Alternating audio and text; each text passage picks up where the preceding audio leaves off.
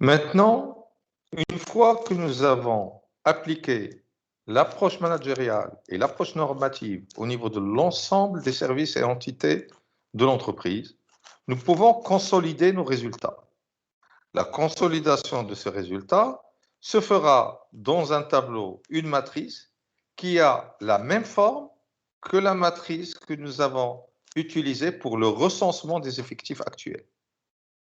Dans l'exemple que nous avons utilisé, nous avions recensé 1349 agents dans cette entreprise d'agroalimentaire que nous avions pris comme exemple. Maintenant, le travail de pronostic des besoins qui a été réalisé a permis d'identifier un besoin de 1138 agents en T+3. C'est-à-dire que cette entreprise qui jusqu'à aujourd'hui travaille avec 1349 agents devra travailler avec seulement 1138 agents dans 3 ans.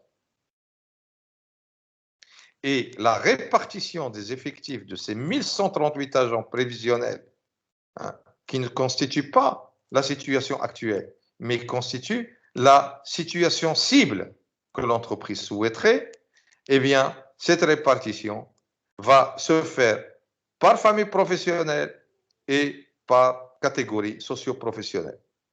Ainsi, si on prend au niveau de la famille professionnelle production, l'entreprise va avoir besoin d'un agent qui occupe un emploi dans la catégorie A, 6 agents occupant des emplois dans la catégorie B, 10 agents occupant des emplois dans la catégorie C, 21 agents occupant des emplois dans la catégorie D, 40 agents occupant des emplois dans la catégorie E, 70 agents occupant des emplois dans la catégorie F et 80 agents occupant des emplois dans la catégorie G et aucun agent dans la catégorie H.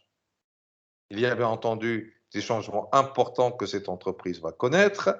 Par exemple, si vous vous souvenez bien, il y avait là un problème au niveau de l'administration générale avec un effectif très important dans la catégorie H qui dépassait les 100, je crois 104.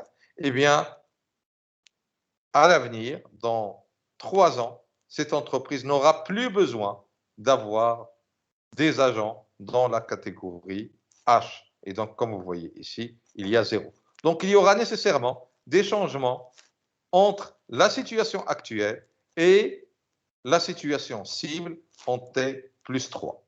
Et qui explique qu'ici, au lieu d'avoir les 1349 agents que nous avons aujourd'hui, eh bien, nous avons un besoin de 1138 agents dans 3 ans.